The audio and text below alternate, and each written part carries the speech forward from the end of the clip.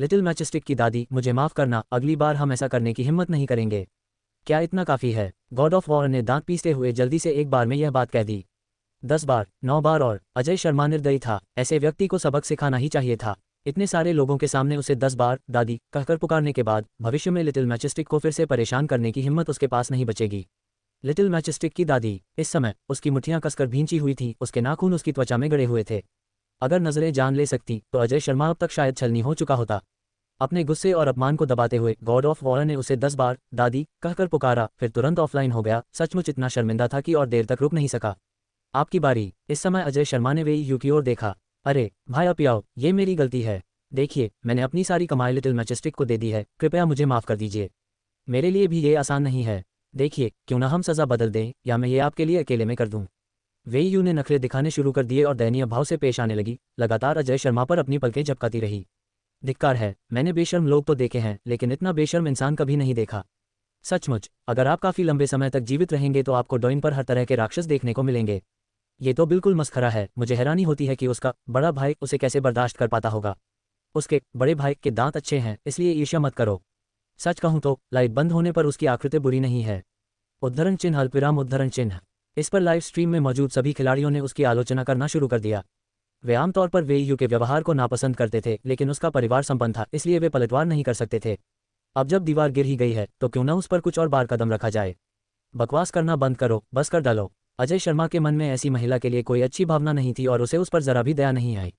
भीड़ के दबाव में आकर वेई यू के पास स्क्वैट्स की अपनी लंबी यात्रा शुरू करने के अलावा कोई विकल्प नहीं बचा था। आप लोग उसे खत्म करते हुए देखिए, मुझे कुछ काम है, मैं पहले लॉग ऑफ कर रहा हूँ। अजय शर्मा के पास सजा देखने का समय नहीं था। 1000 बार उकड़ू बैठने में कितना समय लगेगा। उसने अलविदा कहा और जाने ही वाला था। धन्यवाद भाई पियाओ, क्या हम वीचैट पर एक दूसरे को जोड़ लें? और ठीक है। लिटिल मैचस्टिक को ऐसा कहते सुनकर अजय शर्मा पहले तो स्तब्ध रह गया, लेकिन फिर उसने इनकार नहीं किया। अरे बाप रे सिस्टर चाय, आप तो कभी वीचैट पर लोगों को ऐड नहीं करती, लेकिन ब्रदर ए पियाओ के लिए आप अपना नियम तोड़ रही हैं। धिक्कार है, इस पैसे पर मुझे बहुत ईर्ष्या हो रही है। भाई पियाओ अब भी कमाल के हैं, उन्होंने बहन चाय को सच्चाई का एहसास करा दिया है। इन खिलाड़ियों को झगड़ा करवाना बहुत पसंद था। जब उन्होंने देखा कि दोनों एक दूसरे को वीचैट पर जोड़ने वाले हैं तो वे दोनों ही उनसे ईर्ष्या करने लगे और उन्हें उकसाने लगे। अजय शर्मा ने उनकी बातों को नज़रअंदाज किया, उसे वीचैट पर जोड़ा और ऑफलाइन हो गई। हालांकि वीचैट पर लिटिल मैचस्टिक का अवतार चमकने लगा। भाई पियाओ, आपका बहुत बहुत धन्यवाद। मैं आपका एहसान कैसे चुकाऊं यह मुझे नहीं पता, और शायद आपके पास पैसों की कमी नहीं होगी। मुझे अपना पता दीजिए, मैं आपको बाद में कुछ स्थानीय व्यंजन भेज दूंगा। आशा है आपको कोई आपत्ति नहीं होगी। और ठीक है। अजय शर्मा ने संकोच नहीं किया और लिटिल मैचस्टिक के इस नेक काम को सहर्ष स्वीकार कर लिया। वह उसे 1 साल से अधिक समय से देख रहा था। हालांकि उसने कैशबैक इनाम के लिए उसे टिप दी, लेकिन वह जानता था कि यह लड़की संतुष्ट और आभारी थी और उसके परिवार की आर्थिक स्थिति अच्छी नहीं लग रही थी, इसलिए उसने इन कुछ राउंड में उसकी मदद की। वह न केवल उसकी मदद कर सकता था, बल्कि खुद भी अच्छा खासा कैशबैक इनाम कमा सकता था। क्यों नहीं, वाकई आज रात के इस राउंड में उन्हें 300 मिलियन से अधिक का कैशबैक मिला। कितना संतोषजनक। लिटिल मैचस्टिक को अपना पता भेजने के बाद उन्होंने कुछ और बार बातचीत की और फिर अजय शर्मा नहाने चला गया। उसने दोपहर 12 बजे सिस्टम से इनाम मिलने के बाद सोने की योजना बनाई थी। कल उसे अपने पुराने दस्ते के नेता की एक समस्या सुलझाने में मदद करनी थी। ठीक 12 बजे के बाद सिस्टम की सूचना ध्वनि उम्मीद के मुताबिक सुनाई दी। डिंग 31 जुबानलोंग एक्यूपंक्चर तकनीक अकथनीय आतंक। डिंग उत्पाद अपडेट हो गया है, कृपया खरीदारी के लिए जांच कर लें। होस्ट उत्पाद जुबानलोंग एक्यूपंक्चर तकनीक, कीमत 1 युआन। यह क्या है? इस बार उत्पाद को देखकर अजय शर्मा क्षण भर के लिए प्रतिक्रिया देने में असमर्थ हो गया। जुबानलोंग एक्यूपंक्चर तकनीक सुई लगाने की एक चमत्कारी तकनीक जिसमें स्वर्ग और पृथ्वी की सभी प्राचीन और आधुनिक एक्यूपंक्चर विधियां समाहित हैं। यह मृत को जीवन और मृत्यु दोनों में वापस ला सकती है और सभी बीमारियों को ठीक कर सकती है।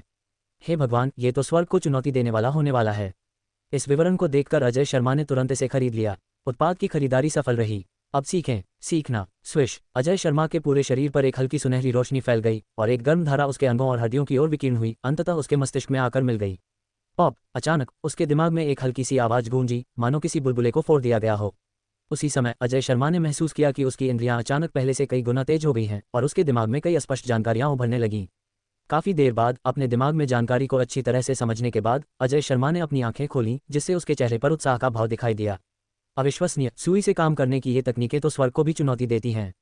ये कहा जा सकता है कि सुई से उपचार की इन तकनीकों की मदद से कुछ ऐसी बीमारियों का आसानी से समाधान किया जा सकता है जिनका इलाज आधुनिक चिकित्सा से संभव नहीं है।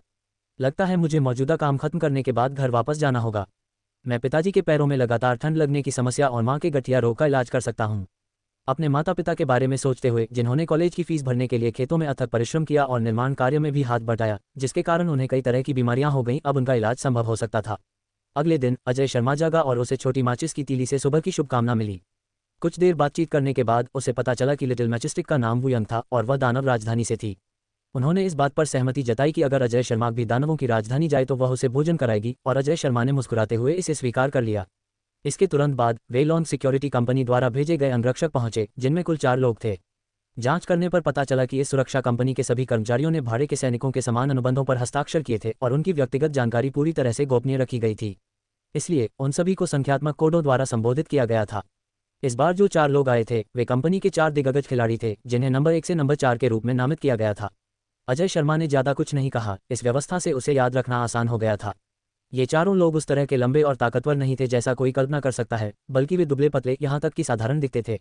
हालांकि ग्रेट स्ट्रेंथ मसल ग्रोथ पिल के प्रभाव से अजय शर्मा की इंद्रियां पहले से ही आम लोगों की तुलना में 10 गुना अधिक मजबूत थीं। जुबान लॉन्ग एक्यूपंक्चर तकनीक के आशीर्वाद के साथ वह किसी व्यक्ति की हड्डियों, मेरिडियन, शारीरिक संरचना और यहाँ तक कि उसमें निहित ऊर्जा के बारे में अधिक जानकारी प्राप्त कर सकता था। इसलिए महज एक नज़र में ही वह समझ गया कि ये चारों दिखने में साधारण लोग औसत व्यक्तियों की तुलना में कहीं अधिक विस्फोटक शक्ति रखते हैं। वह इससे बहुत संतुष्ट था। 10 बजे चारों लोगों के कर्तव्यों को व्यवस्थित करने के बाद वह उन सभी को शिंग्याओ एंटरटेनमेंट की दिल्ली सिटी शाखा में ले गया। दरवाजे से अंदर जाने से पहले ही उन्होंने देखा कि लगभग 30 साल की एक महिला को 7 या 8 लोग धक्का देकर बाहर निकाल रहे थे। ली जुएटिंग तुरंत बाहर भागी और उसने तुरंत उस महिला को अपनी सुरक्षा में ले लिया। ली हेंगली, तुम क्या कर रहे हो? मैं क्या कर रही हूँ? ली शियुमेई को तो कंपनी से निकाल दिया गया है, उसे यहाँ रहने की अनुमति किसने दी? समूह का नेतृत्व कर रहे व्यक्ति ने बोलना शुरू किया। एक नज़र में ही पता चल जाता था कि यह व्यक्ति आमतौर पर हद से ज्यादा अय्याशी में लिप्त रहता है, जिसके कारण उसका शरीर फूला हुआ और कमजोर दिखता था। वह मुझसे मिलने आई थी। आपको उसे भगाने का क्या अधिकार है? हालांकि सिस्टर ली को नौकरी से निकाल दिया गया था, लेकिन ली जुएटिंग ने उनसे संपर्क बनाए रखा था।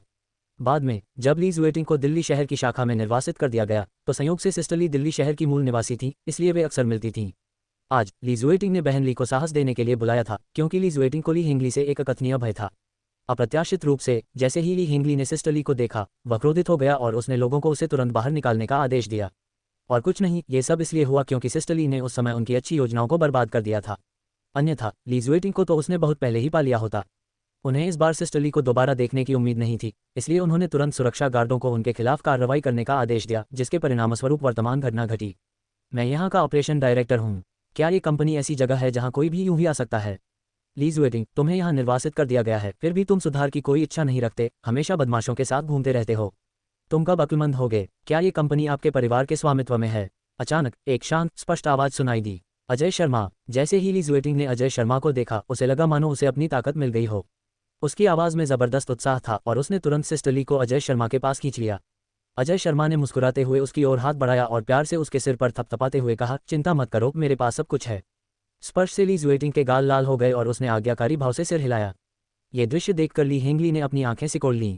क्षमा कीजिए, आप कौन हैं, महामहिम? अजय शर्मा को अरमानी के कपड़े पहने और 4 लोगों के साथ चलते हुए देखकर ली हेंगली तुरंत भड़क नहीं उठी। ली जुएटिंग मेरी सहपाठी है। ये सुनकर ली जुएटिंग को किसी कारणवश थोड़ी निराशा हुई। सिर्फ सहपाठी? सहपाठी तो मैं आपको सलाह देता हूं कि आप इसमें दखल न दें, ये हमारी कंपनी का आंतरिक मामला है। जब ली हिंगली ने सुना कि यह व्यक्ति ली जुएटिंग का केवल सहपाठी है तो उसका चेहरा तुरंत ठंडा पड़ गया। खासकर उन दोनों के बीच की अंतरंगता को देखकर उसे और भी बुरा लगा। उसके दिल में ली जुएटिंग उसकी पकड़ से बच नहीं सकती थी। वो लंबे समय से उसकी अनन्य संपत्ति मानी जाती थी और वह किसी अन्य पुरुष को उसे छूने नहीं दे सकता था। उसका व्यवसाय मेरा व्यवसाय है और मैं इसमें दखल देने पर अड़ा हूँ। आप इसके बारे में क्या करने वाले हैं? अरे, एक कुत्ता चूहे को पकड़ने की कोशिश कर रहा है और दूसरों के मामलों में दखल दे रहा है। सुरक्षाकर्मियों, इन्हें यहाँ से बाहर निकालो। ये देखकर कि अजय शर्मा को अपने भले की परवाह नहीं है, ली हिंगली ने और कुछ कहने की जहमत नहीं उठाई और तुरंत सुरक्षा गार्डों को कार्रवाई करने का आदेश दिया। जैसे ही 8 सुरक्षा गार्ड दौड़कर आए, अजय शर्मा के पीछे से एक आकृति अचानक प्रकट हुई। फिर कई दबी हुई धमाकों की आवाजें सुनाई दी, साथ ही सुरक्षा गार्डों की चीखें भी सुनाई दी और सभी 8 लोग लात मारकर हवा में उड़ गए। उद्धरण चिन्ह डॉट डॉट डॉट उद्धरण चिन्ह। अपने सामने घटित हो रहे अचानक दृश्य को देखकर ली हिंगली वहीं जम गया। यहाँ के सभी सुरक्षा गार्ड बहुत हटे कट्टे थे और उनमें असाधारण युद्ध शक्ति थी। आखिरकार मनोरंजन पार्क में अक्सर अप्रत्याशित घटनाएं होती रहती थीं, इसलिए नियुक्त किए गए गार्ड निश्चित रूप से कुशल थे। लेकिन अब कोई व्यक्ति बेफिक्री से बाहर निकला और तुरंत सभी सुरक्षा गार्डों से निपट लिया। जमीन पर बेहोश पड़े सुरक्षा गार्डों को देखकर ली हिंगली का पूरा शरीर कांप उठा। तुम ये क्या करने की कोशिश कर रहे हो? ये तो कानून द्वारा शासित समाज है। अजय शर्मा को अपनी ओर आते देख ली हिंगली अकारण ही भयभीत हो गया, यहाँ तक कि उसके पैर कांपने लगे और वह अपने नितंबों के बल जमीन पर गिर पड़ा। ली जुएटिंग, क्या तुम्हें अभी भी यह नौकरी चाहिए? जल्दी से अपने सहपाठी को रुकने के लिए कहो, वरना तुम्हें बाद में इसके परिणाम भुगतने पड़ेंगे। अपनी बेबसी में उसने ली जुएटिंग को धमकाने का सहारा भी लिया। आखिरकार उसकी याद में, उसके दबाव में, ली जुएटिंग हमेशा कमजोर थी और केवल बचने का तरीका जानती थी। अजय शर्मा उसके सामने पहुंचा और उसने अपना दाहिना हाथ उठाया। नहीं, ये कानून द्वारा शासित समाज है। ली हेंगली भय से चीख उठी। उसका दाहिना हाथ नीचे गिर गया और ली हेंगली घबराकर चिल्ला उठा। हालांकि अजय शर्मा ने उसे बस कुछ बार थपथपाया और फिर अपना हाथ पीछे खींच लिया। उसने वास्तव में उसे मारा नहीं था। हाँ, ये सही है, ये कानून द्वारा शासित समाज है। मैं तुम्हारे साथ कुछ नहीं करूंगा। हम, कम से कम तुम तो समझदार हो। मैं आज इस मामले को आगे नहीं बढ़ाऊंगी। तुम सब यहाँ से चले जाओ। ली जुएटिंग, काम पर वापस जाओ। अजय शर्मा की यह बात सुनकर ली हेंगली जमीन से उठ खड़ी हुई, ली जुएटिंग पर चिल्लाई और सबसे पहले उस जगह से निकलने की कोशिश की। ये लोग बेहद खौफनाक लग रहे थे। जरा देखिए, एक ही झड़प में 8 सुरक्षा गार्ड बेहोश हो गए। ली हेंगली, तुम्हें यहाँ से चले जाना चाहिए। तुम्हें नौकरी से निकाल दिया गया है। 32, जैसा बोगे वैसा काटोगे, जीवन मृत्यु से भी बदतर है। इसी समय एक अधेड़ उम्र का व्यक्ति कंपनी से बाहर निकला।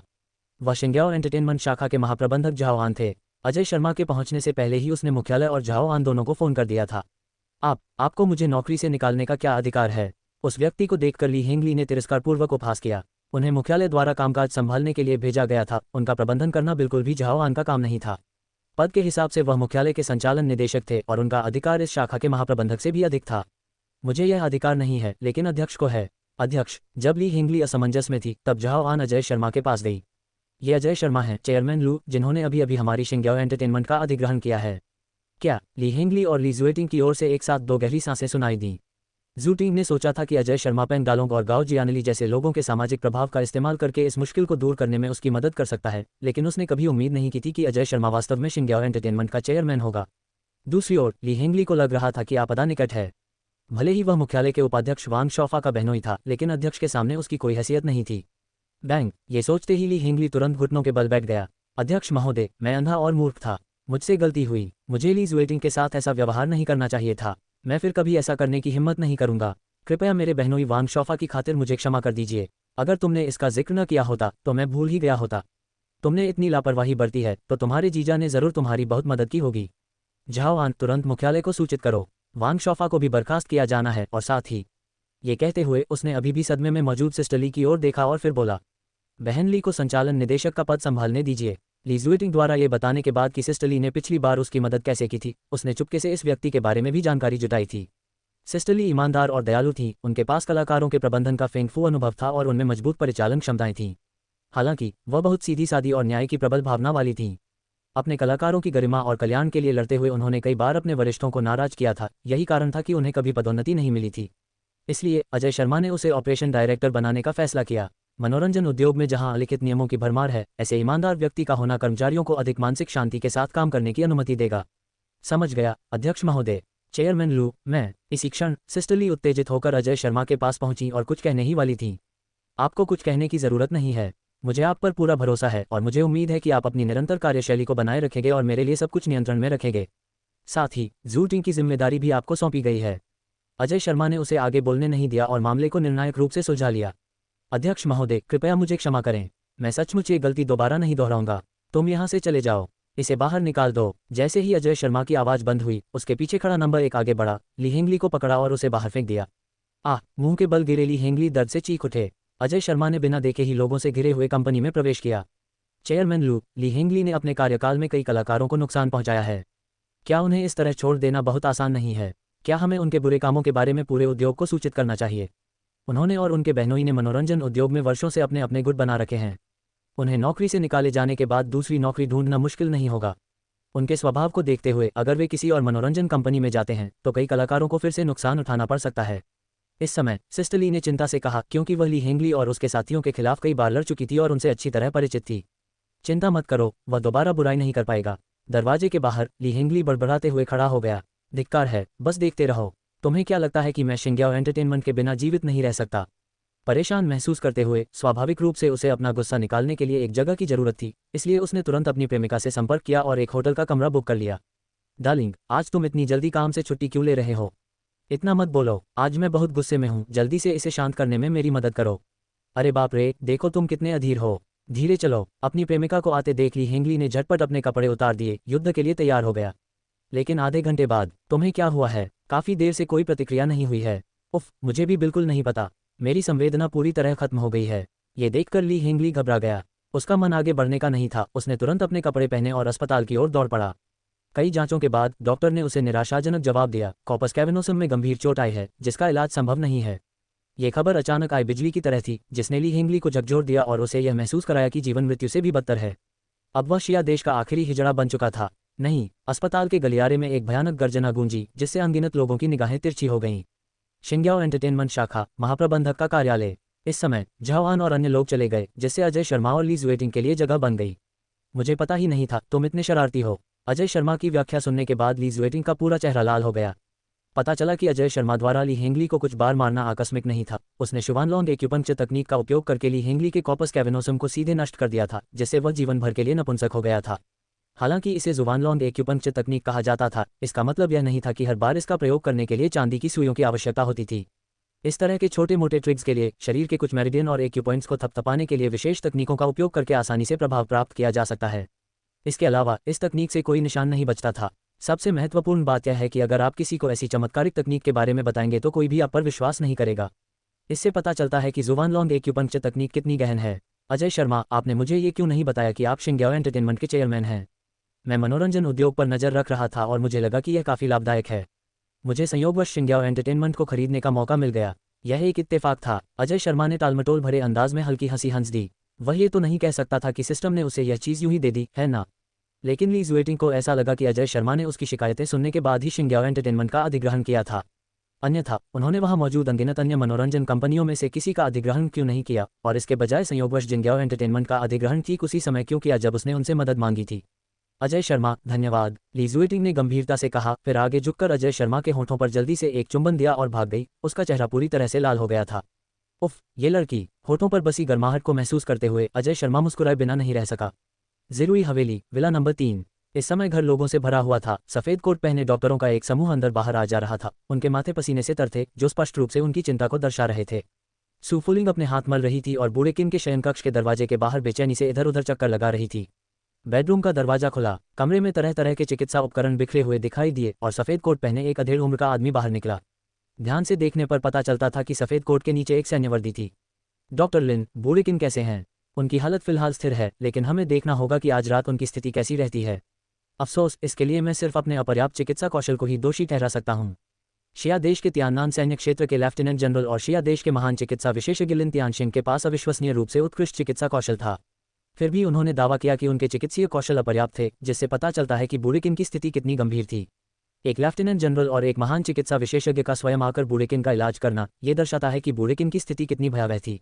बूढ़े किन, मैं आज आपके साथ शराब पीने आया हूँ। इसी क्षण दरवाजे के बाहर से अजय शर्मा की आवाज़ सुनाई दी। 33, चौंकाने वाला कृत्य, क्या इसे बचाया जा सकता है? सू फुलिंग ने दरवाजा खोला। उनके खूबसूरत चेहरे पर थकान और चिंता साफ झलक रही थी। बूढ़े किन बीमार हैं, कृपया किसी और दिन आइएगा। बीमार? दरवाजे की दरार से अंदर व्यस्त सफेद कोट पहने कर्मचारियों की एक झलक देखकर अजय शर्मा की भौहें तन गईं। अपनी तीव्र इंद्रियों के बल पर उन्होंने स्वाभाविक रूप से उन सफेद कोटों के नीचे सैन्य वर्दी भी देख ली। ऐसा प्रतीत होता था कि बूढ़े किन की पहचान साधारण नहीं थी। क्या आपको मेरी मदद की जरूरत है?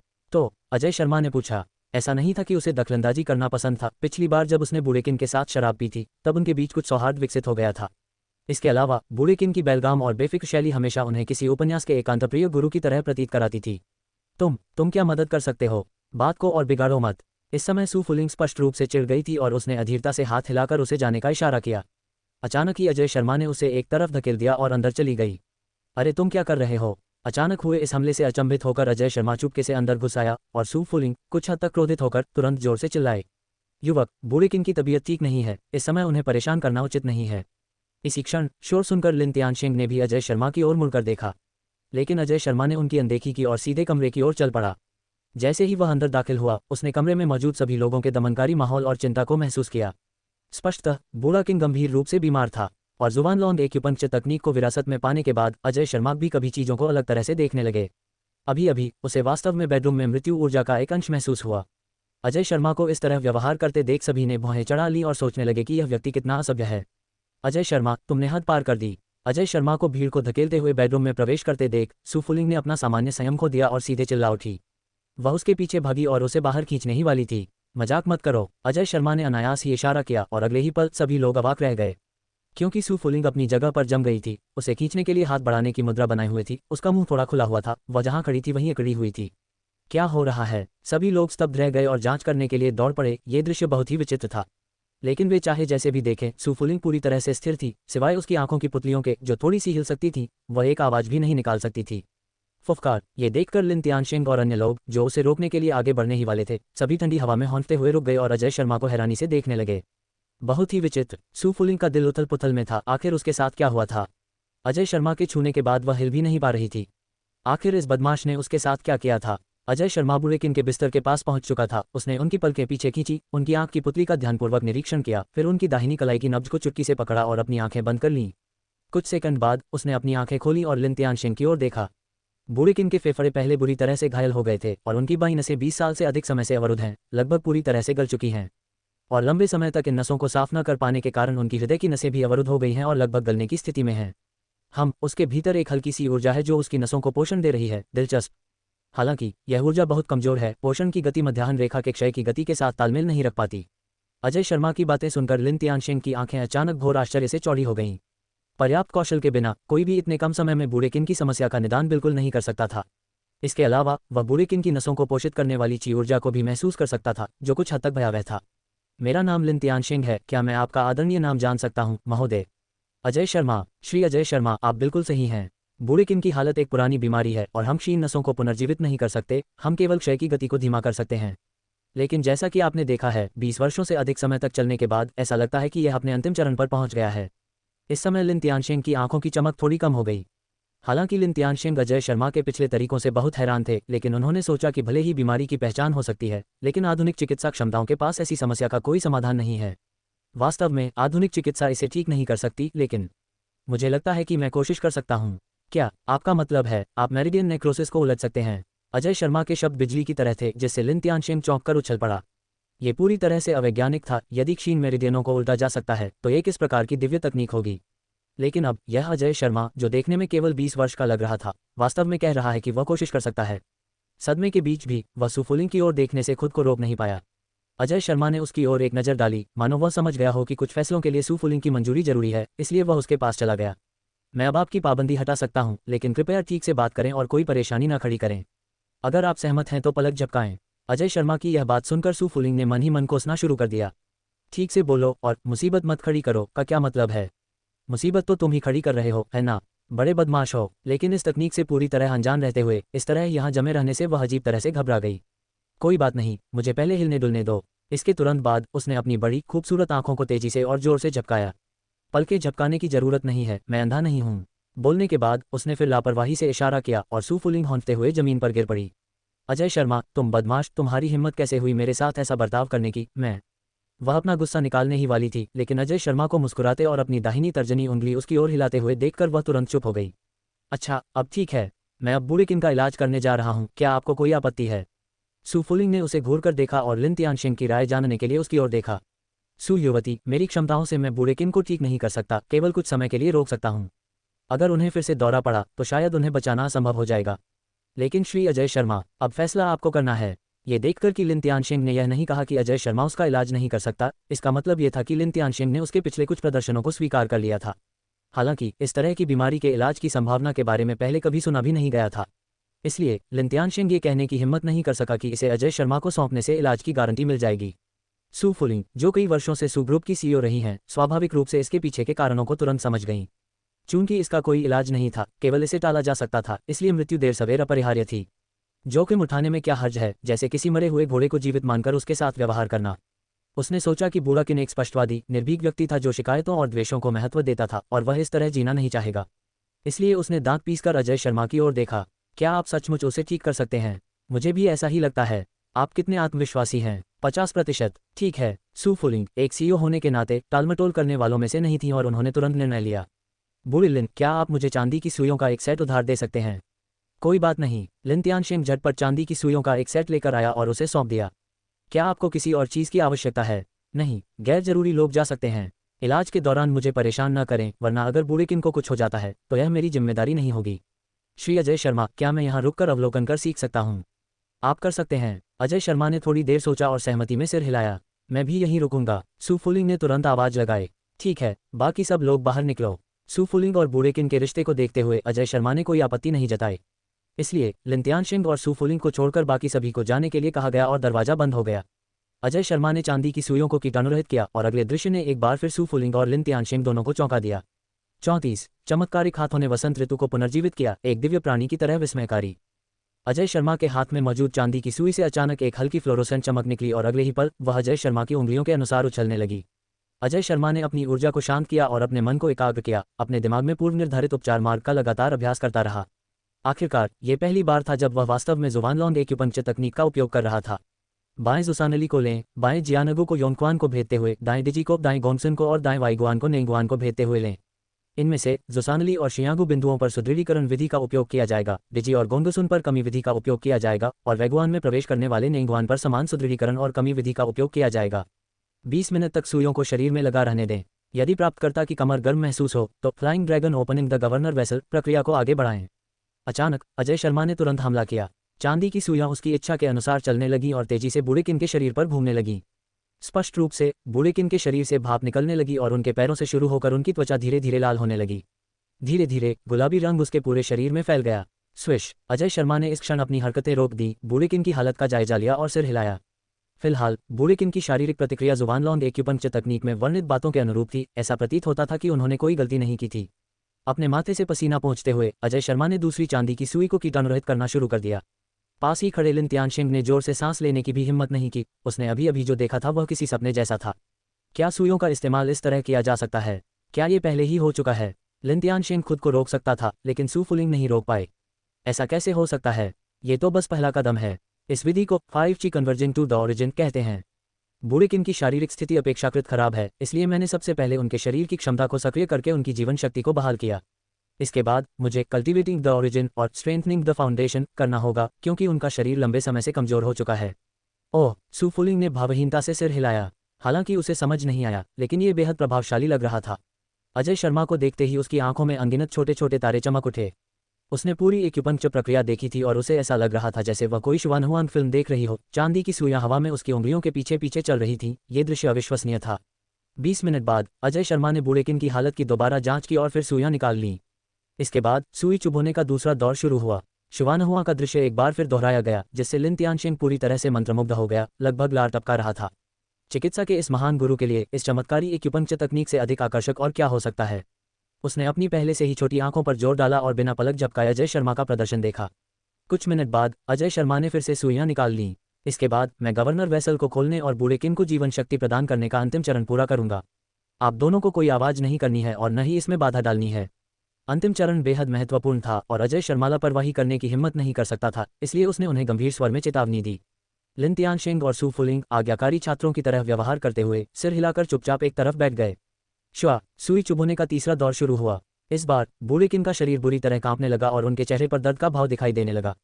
उसके अंगों और माथे पर नसें अचानक उभर आईं और धीरे धीरे उनका प्रारंभिक बैंगनी काला रंग वापस हल्के नीले हरे रंग में बदल गया। वाह! अचानक बूढ़ा किन अचानक उठ बैठा और उसने गुस्से में कई घूंट काला खून थूक दिया। अगर लिन सिंह ने जल्दी से सू फुलिंग का मुंह न ढका होता तो यह अचानक हुआ दृश्य शायद उसे चीखने और उछलने पर मजबूर कर देता, क्योंकि यह बिल्कुल एक मृत शरीर के पुनर्जीवित होने जैसा दिख रहा था। अजय शर्मा बहुत बुद्धिमान और फुर्तीला था। जैसे ही बूढ़ा किन उठा, उसने सुई उठाई और झटपट कई बार दबा दी। वाह! एक और घूंट खून थूका गया। अगर अब गौर से देखा जाए तो पता चलता है कि इस खून का रंग पहले के गहरे काले रंग से बदलकर सामान्य लाल हो गया था। ये देखकर अजय शर्मा ने तुरंत सुइयां निकाल लीं, बूढ़े किन को लेटने में मदद की और एक लंबी धुंधली सी सांस छोड़ी। ये हो चुका है। अपने माथे से पसीना पोंछते हुए अजय शर्मा मुस्कुराया। हालांकि इस समय उनकी शारीरिक शक्ति और मानसिक ऊर्जा बुरी तरह से कमजोर हो चुकी थी और उनके कदम थोड़े लड़खड़ा रहे थे। उसकी हालत देखकर वह हल्की सी मुस्कान रोक नहीं पाया। यदि सिस्टम ने उसे जुबानलॉन्ग एक्यूपंक्चर तकनीक की विरासत प्राप्त होने पर स्वचालित रूप से मानसिक ऊर्जा और कुछ दिव्य शक्ति प्रदान नहीं की होती तो संभवतः उसे इस उपचार को पूरा करने में कठिनाई होती। ऐसा लगता है कि इस तरह की गंभीर बीमारियों के इलाज के बाद ठीक होने में लंबा समय लगता है। उन्हें यह महसूस हो रहा था कि इस उपचार के दौरान खोई हुई जीवन शक्ति, ऊर्जा और उत्साह को वापस पाने में कम से कम 1 सप्ताह का समय लगेगा। क्या वह सचमुच ठीक हो गया है? सू फुलिंग अवाक होकर अजय शर्मा को देखती रही। उसे ऐसा लग रहा था जैसे वह सपना देख रही हो। 1 घंटे से भी कम समय में उन्होंने बूढ़े मास्टर किन की उस घातक दीर्घकालिक बीमारी को ठीक कर दिया, जो दशकों तक हर जगह चिकित्सा सहायता लेने के बावजूद लाइलाज बनी हुई थी। लिन सिंह एक ही छलांग में 3 कदम चलकर बिस्तर के पास पहुंचा और बूढ़े मास्टर किन की जांच करने लगा। पूरी परीक्षा समाप्त करने के बाद वह दंग रह गया। बूढ़े मास्टर किन की नसें अब पूरी तरह से अवरोध मुक्त थीं और वे मानो पुनर्जन्म ले चुकी थीं, यहाँ तक कि एक औसत युवा व्यक्ति की नसों से भी बेहतर। इसे असीम जीवन शक्ति के रूप में वर्णित किया जा सकता है। इसके अलावा उन्होंने पाया कि इस एक ही उपचार के दौरान ओल्ड मास्टर किन की पिछली सभी छोटी मोटी बीमारियां पूरी तरह से ठीक हो गई थीं। विशेषकर वृद्ध गुरु किन की पीठ पर उनके युवावस्था के दौरान बना निशान गायब हो गया था और उनकी त्वचा बिल्कुल नई जैसी हो गई थी। क्या इस उपचार में कॉस्मेटिक लाभ भी शामिल हैं? लिन तियानशेन का दिल तूफानी समुद्र की तरह उथल पुथल मचा रहा था, उसके पास शब्द नहीं थे। ये तो सचमुच एक चमत्कार था। एक जोरदार आवाज के साथ लिन तियानशेन तुरंत अजय शर्मा के सामने एक घुटने पर बैठ गया। श्रीमान अजय शर्मा, लिन तियानशेन ने अपना जीवन चिकित्सा के लिए समर्पित कर दिया है। अभी अभी आपकी कुशलता देखकर मैं दंग रह गया, मानो आप किसी दिव्य प्राणी हों। मैं आपसे निवेदन करता हूँ महोदय, कृपया मुझे अपना शिष्य स्वीकार करें। लिन तियानशेन को इस तरह व्यवहार करते देख सू फुलिंग पूरी तरह से अचंभित रह गई। ये कहना कोई अतिशयोक्ति नहीं होगी कि यद्यपि लिन तियानशेन दिखने में सौम्य थे, लेकिन चिकित्सा कौशल के मामले में वे न केवल शिया देश में बल्कि विश्व स्तर पर एक पूर्ण विशेषज्ञ थे। इस क्षेत्र में उसने कभी किसी के सामने आत्मसमर्पण नहीं किया था, फिर भी अब वह सीधे अजय शर्मा के सामने घुटने टेक कर उसका शिष्य बनने की भीख मांग रहा था। इसके अलावा ये लिन तियानशेन एक लेफ्टिनेंट जनरल थे। अगर यह खबर बाहर फैल गई तो क्या इससे लोगों को गहरा सदमा नहीं लगेगा? अरे, इसकी कोई ज़रूरत नहीं है। बूढ़ी लिन, अगर आपकी दिलचस्पी हो तो जब भी आपके पास समय हो आप मुझसे मिलने आ सकते हैं ताकि हम विचारों का आदान प्रदान कर सकें। इसमें कुछ भी अनावश्यक नहीं है। योग्य व्यक्ति को प्राथमिकता दी जाती है। कृपया महोदय, मेरी विनती स्वीकार कीजिए। लिन तियानशेन की दृढ़ता को देखकर अजय शर्मा को सिरदर्द होने लगा। अजय शर्मा, बूढ़े लिन एक ईमानदार व्यक्ति हैं और सैनिक सीधे साधे होते हैं। अगर वह आपका सम्मान करते हैं तो करते हैं। आप बड़े आदमी हैं, इतना संकोच मत कीजिए। क्या आप एक लेफ्टिनेंट जनरल और एक महान चिकित्सक को घुटने टेकते रहने देने में सहज महसूस करते हैं? सू फुलिंग हमेशा से निडर थी, अन्यथा उसके दर्जे की कोई भी लड़की यूं ही कार रेसिंग करने वाली एक बदमाश लड़की बनने के लिए भाग नहीं जाती। लेफ्टिनेंट जनरल, चिकित्सा के महान गुरु। सू फुलिंग की यह बात सुनकर अजय शर्मा काफी देर तक स्तब्ध रह गया। ऐसा लगता है कि एक लेफ्टिनेंट जनरल और चिकित्सा के एक महान गुरु को अपना शिष्य बनाना भी काफी शानदार है। लिन तियानशेन के अनुरोध को स्वीकार करने से पहले वह कुछ क्षणों के लिए मन ही मन कल्पनाओं में खो गया। इससे बूढ़े लिन बेहद खुश हो गए और उन्होंने सू फुलिंग की ओर कृतज्ञता भरी नजर से देखा। हे प्रभु, कृपया मेरे इस शिष्य का प्रणाम स्वीकार करें। बोलने के बाद उन्होंने आदरपूर्वक अजय शर्मा के सामने सिर झुकाया। अच्छा तो लगा, लेकिन अजय शर्मा को अभी भी थोड़ी असहजता महसूस हो रही थी। बाकी सब बातों को छोड़ दे तो लिन तियानशेन काफी बूढ़ा था, उसके सामने झुकना अजीब लग रहा था। इसी बीच सू फुलिंग के मन में तरह तरह के विचार चल रहे थे। अगर बूढ़ा लिन अजय शर्मा का गुरु बन गया तो अगर मैं अजय शर्मा के साथ संबंध बना लेती हूँ तो क्या उसे मुझे गुरु की पत्नी कहकर नहीं पुकारना पड़ेगा? हाँ, ये तो बहुत दिलचस्प लग रहा है। लेकिन फिर उसका चेहरा लाल हो गया। धिक्कार है, मैं क्या सोच रही हूँ? ये तो मेरी सबसे अच्छी दोस्त का आदमी है। ये सोचकर वह भौहें चढ़ाए बिना नहीं रह सकी। अजय शर्मा के बारे में जितना अधिक वह जानती गई वह उतना ही रहस्यमय होता गया। वह आनकी द्वारा बताए गए व्यक्ति से बिल्कुल अलग था। उसने पिछले कुछ दिन अजय शर्मा की जांच पड़ताल और उसका पीछा करने में बिताए थे और उसे जो थोड़ी बहुत जानकारी मिली थी वह पहले से ही चौंकाने वाली थी। उसके पास अब भी कितने रहस्य छिपे हुए थे। इसी क्षण बूढ़े किन ने धीरे धीरे अपनी आंखें खोली और जाग गए। दादाजी किन, आप आखिरकार जाग गए। 35 चौंकाने वाली पहचान, विचारशील पुरस्कार। हम बूढ़े किन ने सिर हिलाया। जैसे ही वह उठने ही वाले थे उन्होंने अचानक लिन तियानशेन को एक घुटने पर बैठे देखा और तुरंत अवाक रह गए। हे भगवान, ओल्ड लिन, तुम क्या कर रहे हो? क्या तुम्हारे जोड़ों का पुराना दर्द फिर से उभर आया है? दोबारा देखने पर पता चला कि अजय शर्मा भी यहीं था और लिन तियानशेन अजय शर्मा की ओर घुटने टेकता हुआ प्रतीत हो रहा था। क्या मुझसे कुछ छूट गया? बूढ़े भूतकिन, तुम्हारा पुराना जोड़ों का दर्द फिर से उभर आया है। मैं एक गुरु को प्रणाम कर रहा हूँ, तुम्हें कुछ भी समझ नहीं आएगा। किसी गुरु को स्वीकार करना। लिन तियानशेन की बातें सुनकर बूढ़ा किन एक पल के लिए पूरी तरह से भ्रमित हो गया। आप इस बच्चे को अपना स्वामी क्यों मान रहे हैं? क्या आपने गलत दवा ले ली है या मैं लाइलाज बीमारी से ग्रसित हूँ और अभी पूरी तरह से जागा नहीं हूँ? क्या ये कोई मतिभ्रम है? हाँ, यह जरूर एक मतिभ्रम होगा। जब बूढ़े किन ने इस बारे में सोचा तो उन्होंने खुद को एक थप्पड़ मार लिया। अरे यार, बहुत दर्द हो रहा है। स्वाभाविक रूप से बाकी लोगों को नहीं पता था कि बूढ़ा किन क्या सोच रहा था। उन्होंने बस उसे अपने चेहरे पर थप्पड़ मारते हुए देखा। गुरुजी, क्या आपने इलाज के दौरान गलती से उसके दिमाग को नुकसान पहुंचाया? हालांकि बूढ़ा भूतकिन पहले कभी कभी अविश्वसनीय व्यवहार करता था, लेकिन उसने कभी खुद को थप्पड़ नहीं मारा। लिन तियानशेन ने अनजाने में ही पूछ लिया, तुम्हारा दिमाग ही खराब हो गया है? आखिर यहाँ क्या हो रहा है? बूढ़े किन को ऐसा लग रहा था जैसे वह गलत समय और स्थान पर आ गए हों। उन्हें कुछ भी समझ नहीं आ रहा था। ये देखकर सू फुलिंग आगे बढ़ी और उसने घटनाक्रम को सच्चाई से बयान किया। ये सुनने के बाद बूढ़े किन ने बिस्तर से कूदते हुए स्विस की आवाज़ की और तुरंत ही मिलिट्री बॉक्सिंग के कुछ दांव पेच दिखाने शुरू कर दिए। फिर उसने हैरानी से अजय शर्मा की तरफ देखा, फिर खुद की तरफ देखा और फिर वापस अजय शर्मा की तरफ देखा। क्या आपने ही मुझे ठीक किया? अपनी ओर इशारा करते हुए बूढ़े किन ने पूछा। अजय शर्मा मुस्कुराए और सिर हिलाया। अरे वाह, तुम तो कमाल हो बच्चे। मैं 20 साल से ज़्यादा समय से इन समस्याओं का इलाज करवा रहा हूँ और ये केवल बदतर होती गईं। मुझे कभी उम्मीद नहीं थी कि तुम मुझे ठीक कर दोगे। और हाँ, लगता है मेरी प्रोस्टेट ग्रंथि भी ठीक हो गई है। अब मुझे लग रहा है कि मैं कुछ महिलाओं को ढूंढकर कुछ बच्चे पैदा कर सकता हूँ, हा हा हा। बूढ़ेकिन ने खुलकर और बिना किसी झिझक के हंसा। बूढ़ेकिन, मैं अभी भी यही हूँ। सू फुलिंग का चेहरा लाल हो गया, उसने थूका और भाग गई।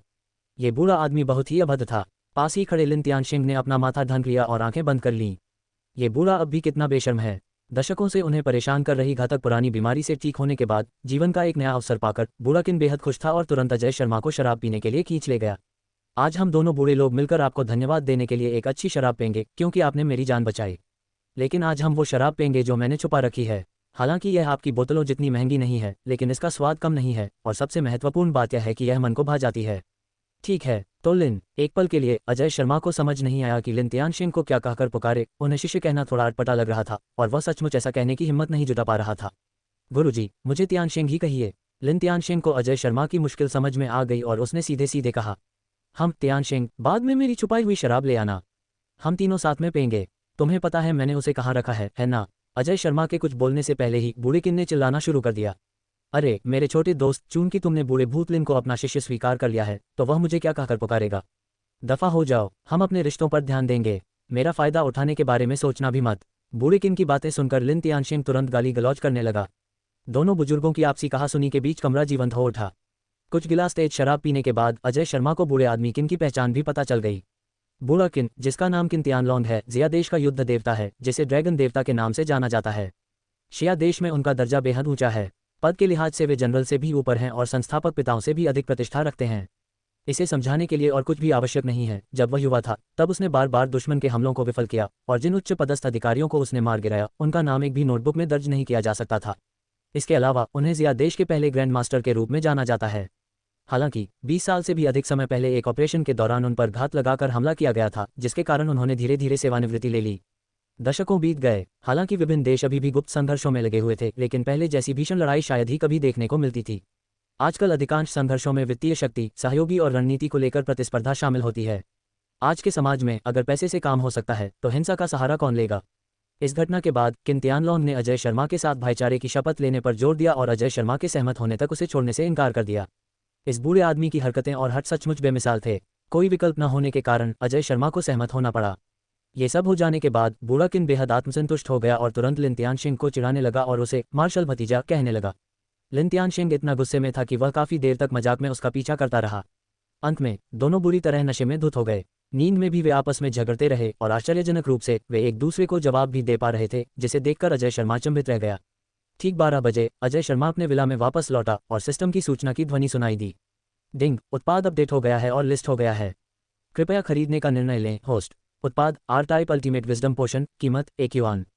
आर-टाइप अल्टीमेट विजडम पोशन, इसके सेवन से फोटोग्राफिक मेमोरी और एनालॉजी द्वारा सीखने की क्षमता प्राप्त होती है और मस्तिष्क की क्षमता और मानसिक ऊर्जा में उल्लेखनीय वृद्धि होती है। वाह, क्या शानदार चीज़ है। इस बार जुवान लॉन्ग एक्यूपंक्चर तकनीक का अभ्यास करने से उन्हें अपनी मानसिक ऊर्जा की कमी का गहरा एहसास हुआ। इसके बाद उनका सिर थोड़ा सूजा हुआ महसूस हुआ और उन्होंने इसके बारे में सिस्टम से पूछा। सिस्टम ने बताया कि इसका कारण उसकी मस्तिष्क क्षमता का अपर्याप्त होना था, यानी वह कम मानसिक ऊर्जा संग्रहित कर पाता था। जब वह इस ऊर्जा का अधिक उपयोग कर लेता था तो चक्कर आना, सिरदर्द और सामान्य कमजोरी जैसे लक्षण दिखाई देने लगते थे। अप्रत्याशित रूप से ये औषधि आज प्रकट हुई। उसे अचानक लगा कि यह प्रणाली अत्यंत विचारशील है। विचारों में बदलाव के साथ ही आर-टाइप अल्टीमेट विजडम पोशन उसके हाथ में प्रकट हो गया। ये गहरे नीले रंग की तरल दवा की एक बोतल थी। उसने ढक्कन खोला और सूंघा, कोई गंध नहीं थी, इसलिए उसने सारा एक ही घूंट में पी लिया।